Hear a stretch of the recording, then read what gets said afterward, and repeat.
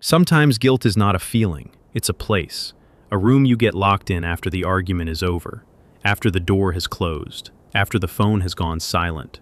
It's a cold, quiet room, and the only voice in it is your own, listing all the ways you were wrong. You were too harsh. You should have been more patient. You know how sensitive they are. You know their history. How could you add to their pain? This voice is so reasonable, so familiar. It feels like your own conscience. It feels like the voice of a good person. And as you sit in that cold room of guilt, you start to believe that this feeling, this heavy ache in your chest, is the price you pay for being kind, for being empathetic. You believe it is proof of your goodness. But what if it isn't? What if that guilt is not proof that you did something wrong, but the very chain that keeps you available for a dynamic that is slowly draining the life from you?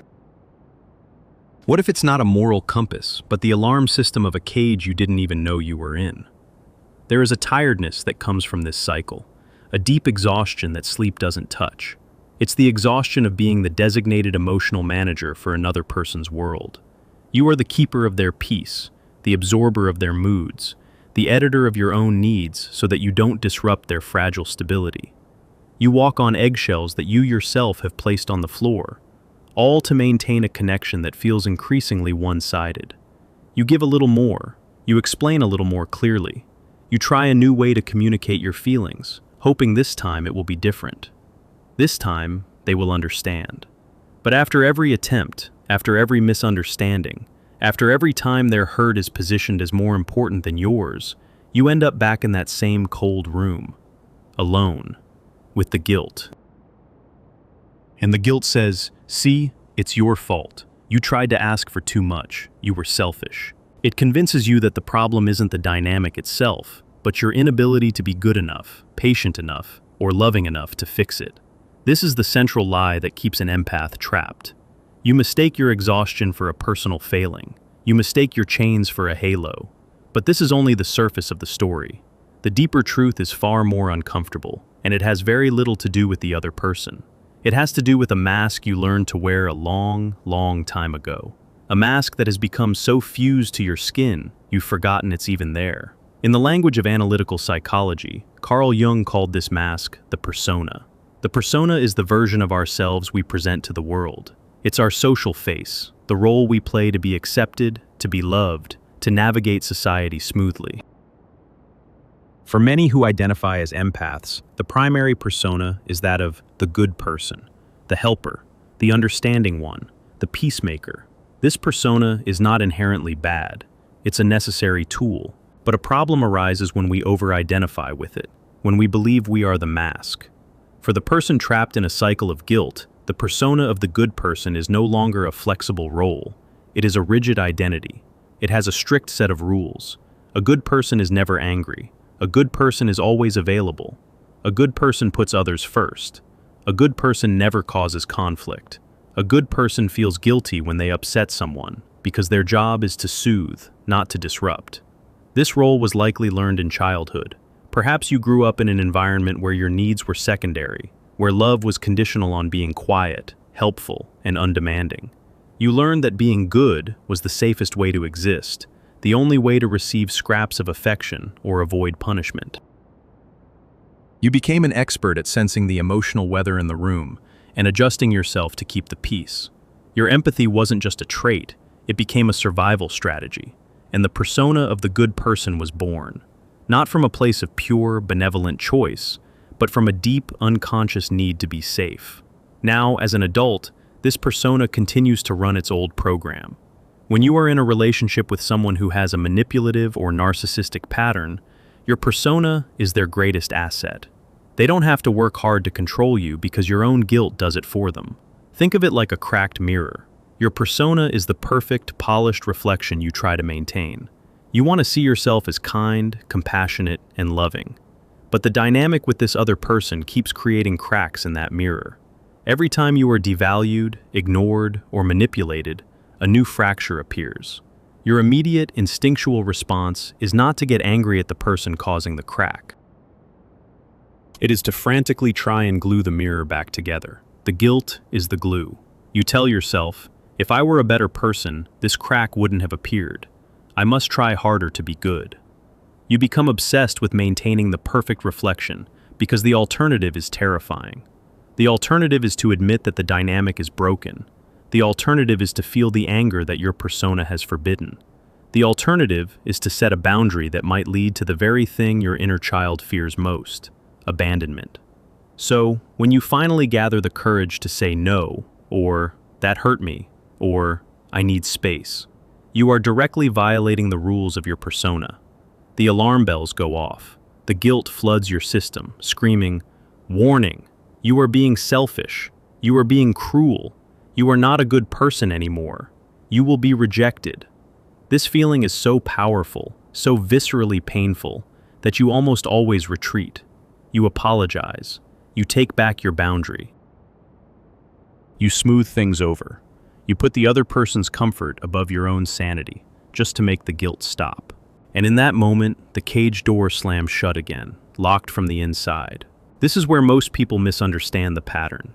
They think the solution is to learn better communication techniques, or to try and make the other person understand their pain. They keep polishing that cracked mirror, believing that one day the reflection will be perfect again. But the problem is not the mirror, and it's not your polishing technique. The problem is that you are refusing to look at what the cracks are revealing. And this brings us to the most crucial, and often the most feared, part of this journey: the shadow. Carl Jung described the shadow as the unknown, or dark side, of our personality. It contains all the parts of ourselves that our conscious ego rejects and represses. It's everything we don't want to be. For the person who has over-identified with the persona of the good person, the shadow is a vast and terrifying territory.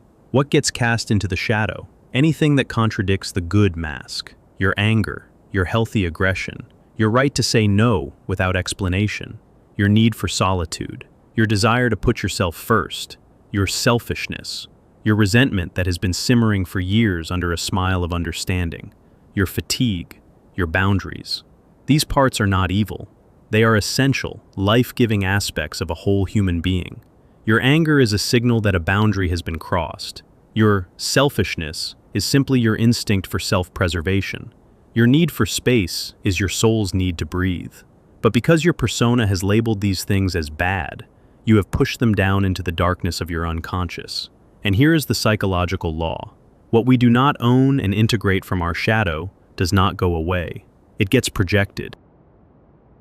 Or it finds a way to be lived out through others. In a toxic dynamic, the empath, with their bright persona of goodness, unconsciously seeks out someone who will live out their disowned shadow for them. The manipulative person is often very comfortable with anger, selfishness, and demanding their needs be met. They have no problem being the bad guy. They carry the shadow energy that the empath has repressed. This creates a powerful, unconscious lock and key dynamic. The empath thinks, "I am the good one, they are the difficult one." But from a Jungian perspective, they are two halves of a whole, playing out a painful drama. The other person acts out the anger and selfishness you cannot, and you absorb the guilt and responsibility they will not. You are not a victim of a random monster. You are an unconscious participant in a dynamic that your own psychological structure has made you vulnerable to. This is not about blame. There is no blame here. This is about illumination. It is about understanding the mechanics of your own psyche, so you can finally dismantle the trap. The turning point comes when you stop focusing on the other person and start focusing on the guilt itself. The moment you stop treating your guilt as a verdict on your character and start treating it as a messenger from your shadow. The next time that wave of guilt washes over you, after you've tried to hold a boundary, or after you've taken an evening for yourself, do not run from it. Do not immediately try to fix the situation that caused it. Instead, for the first time, turn towards the feeling. Sit with it. Feel its cold weight in your body. And then ask it a new question. Instead of asking, "What did I do wrong?" ask, "What part of myself am I being told is wrong?" The guilt will answer. It will say, "It's wrong to need a night alone." And underneath that, you will hear the faint whisper of your shadow. "But I am so tired. I just need to breathe." The guilt will say, "It's wrong to be angry about what they said." And if you listen closely, your shadow will respond, "But it was unjust, it was cruel, and I have a right to be angry." The guilt will say, "It's wrong to stop trying to help them." and the shadow will murmur, "But it is not my job to save them. It is my job to save myself." This is the beginning of shadow work. It is the sacred and terrifying process of reclaiming the parts of you that you have disowned. It is about looking into the cracks of that mirror, not to fix them, but to meet the eyes of the person you see hiding in the darkness. That person is not a monster. That person is your power, your wholeness, your freedom. Integrating the shadow does not mean you become a cruel or selfish person. That is the fear your persona uses to keep you in line. It means you become a whole person. It means your kindness is no longer a compulsive, self-abandoning strategy, but a conscious choice. A person who has integrated their shadow can be incredibly kind and empathetic, but their empathy is no longer a leaky faucet. It is a well from which they can choose to give, and they know when to put the cover on to allow the well to replenish. A whole person can say, "I love you," and the answer is no. A whole person can say, "I understand you are hurting, but I am not responsible for your feelings." A whole person can feel another's pain without making it their job to fix it. Their kindness is powerful because it coexists with strong boundaries. Their compassion is authentic because it is not contaminated by resentment. The process of leaving a toxic dynamic is not primarily an external act. You can leave physically, but if you haven't done this inner work, you will find yourself in a similar dynamic with someone else, or you will be haunted by a guilt that never leaves. The real departure is an internal one. It is the departure from the tyranny of the good person persona. When you start to do this work, the dynamic will inevitably change. The other person will feel the shift. You are no longer providing the same energy. You are no longer absorbing their projections. You are no longer playing your part in the unconscious contract. They will likely escalate their behavior to pull you back in. They will try to trigger your guilt more intensely than ever before. They will call you cold, selfish, a different person. And you must look at them and know, with a deep calm in your bones, that they are right. You are a different person. You are becoming a whole person. Their accusations are no longer a verdict. They are simply a description of your own integration process. The coldness they perceive is your newfound boundary protecting your inner warmth. The selfishness they decry is your sacred act of self-preservation. If this reflection is naming something you have felt but never had the words for, take a moment to acknowledge that. This is not just a theory. It is the story of your nervous system, the history of your heart. Let's return to the symbol of the cracked mirror. For so long, you believed your job was to keep it perfect. Now, you understand your job is to embrace the cracks. The goal is not to have a flawless reflection of a good person. The goal is to have a mirror that is strong enough to reflect the totality of who you are, the light and the dark, the gentleness and the anger, the capacity to give and the wisdom to say no. The guilt may still visit. It's an old, ingrained habit of the psyche, but it will no longer be the warden of your prison cell. It will be a visitor that comes to the door. You can acknowledge it. "Ah, hello, guilt. I see you. I know what you were trying to protect me from, but I am safe now. I can protect myself." And then you can let it pass by, without letting it into your house. This is the path to what Jung called individuation, the process of becoming an individual, whole and undivided. It is the journey of withdrawing our projections, taking responsibility for our own inner world, and differentiating ourselves from the roles we play and the expectations of others. It is the hardest work you will ever do, and it is the only work that will truly set you free. You free yourself, not by destroying the other person, but by integrating yourself. You heal, not by receiving an apology, but by giving yourself permission to exist fully. The final silence is not a punishment you inflict on them. It is a gift of peace you finally give to yourself. It is the sound of the door to that cold room of guilt finally closing from the outside. As you walk away, not into a new mask, but into the complex, messy, and beautiful truth of your own whole self. Your kindness is not a liability, it is a superpower. But like any power, it becomes destructive when it is not wielded with consciousness and wisdom. That wisdom is born in the shadow. It is forged in the willingness to be bad in the eyes of those who benefited from your self-abandonment. It is the quiet, unshakable knowledge that your goodness no longer requires your own sacrifice. But this knowledge is not just an idea you hold in your mind. It is a truth you must learn to inhabit with your entire body. For years, your body has been the archive of this dynamic. The guilt wasn't just a thought, it was a physical event. It was the sudden knot in your stomach when their name appeared on your phone. It was the tightness in your throat as you swallowed the words you really wanted to say.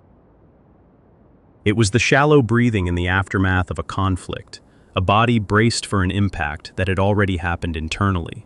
Your nervous system learned that setting a boundary, expressing a need, or disagreeing was a threat equivalent to being cast out into the wilderness. And it responded accordingly, flooding you with cortisol and adrenaline, making the feeling of guilt a visceral, life-or-death panic. Healing, therefore, must also be a physical event. As you begin to integrate your shadow, you will start to notice a new somatic language emerging. The first few times you hold a boundary, your body may still scream in its old language of fear. But if you can stay present, breathe through it, and not retreat, something new will happen. After the panic subsides, you might feel a strange sense of groundedness, a quiet solidity in your legs and torso, a warmth spreading through your chest where the cold ache of guilt used to live. This is the feeling of your own energy returning to you. This is your body learning a new truth, that you can survive your own no. You can survive another person's disapproval. This feeling of embodied integrity becomes your new compass. You start to make decisions not just based on what is good or right, but on what allows you to maintain this feeling of inner coherence and peace in your own skin. Before you even get to this stage, your shadow will have been sending you signals for a long, long time. These are the concrete inner signs that the system is overloaded. Think of the chronic, unexplained fatigue that clings to you, a weariness so profound it feels like a heavy blanket. This is often the body's way of saying no when your mouth cannot. Consider the recurring dreams of being trapped, of screaming with no sound coming out, of trying to run through water. Your unconscious is literally showing you the script your conscious mind is living. Pay attention to the slips of the tongue, the Freudian slips, where for a brief second, the unfiltered truth of your resentment or desire escapes before you can catch it. Notice the sudden, inexplicable flashes of rage you feel over something small, a dish left in the sink, a casual comment. This is not about the dish. It is the pressure of your disowned anger finally finding a tiny crack to vent through. It is a messenger from the shadow, begging you to acknowledge the vast reservoir of legitimate anger you are sitting on. These are not random malfunctions. They are distress signals from the wisest part of you, the part that knows you were made for more than just survival. Eventually, after much inner work, after you have perhaps created distance or ended the dynamic, you will face what we can call the final exam. It will not come from the original person. It will come from life.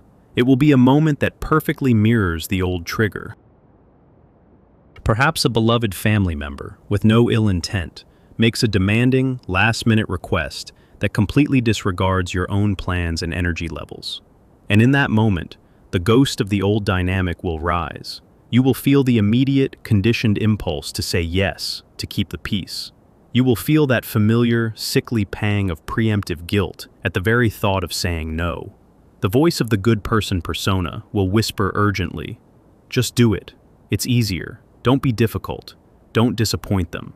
This is the critical moment. This is the test. But now, something is different. You have the practice of observation. You don't just react. You pause. You take a single, conscious breath. And in that sacred pause, a new voice speaks. It is the quiet, calm voice of your integrated self. It doesn't scream. It simply asks, "What is true for me right now? What do I have the capacity for?" You feel into your body. You notice the tension, the old fear pattern. But underneath it, you also feel that new solidity you have been cultivating. You realize you are no longer making a choice between being a good person and a bad person. You are making a choice between self-abandonment and self-honoring. And so, you respond, not with a harsh, reactive no born of resentment, but with a calm, clear, and kind boundary. I wish I could help with that, but I'm not able to today. You don't over-explain, you don't justify, you don't apologize for your capacity, you simply state your reality. You might feel a tremor of the old guilt, the echo of a ghost, but it no longer has the power to command you. You can feel it and still choose yourself. In that moment, you know you have graduated. You haven't just learned a new trick, you have become a new person. This journey is not a straight line. It is a spiral. You will revisit these lessons. There will be days when you slip back into the old mask, when the guilt feels overwhelming again. The goal is not perfection. The goal is compassion for the journey. The goal is to shorten the time it takes for you to realize you've put the mask back on, and to gently, lovingly take it off again. Think of yourself as a landscape that is slowly recovering from a long drought. When the rains first come, the water may run off the hard-baked earth. It takes time for the ground to soften, to become receptive again. Be patient with the process. Celebrate the small victories, the moment you didn't immediately apologize, the evening you took for yourself without justification, the flicker of anger you allowed yourself to feel without judging it. These are the first green shoots in the healing landscape of your soul. The silence you once feared is no longer a punishment. It is a sanctuary. It is the space where you can finally hear your own thoughts, feel your own feelings, and remember who you were before you were taught that your worth was measured by your utility to others.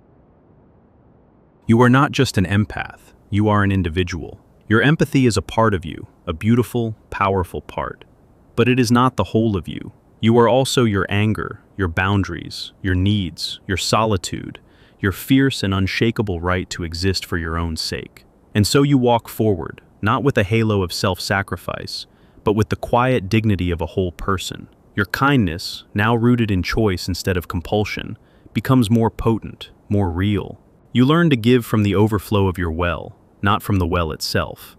And you learn that the most profound act of love you will ever commit is the act of refusing to abandon yourself, ever again.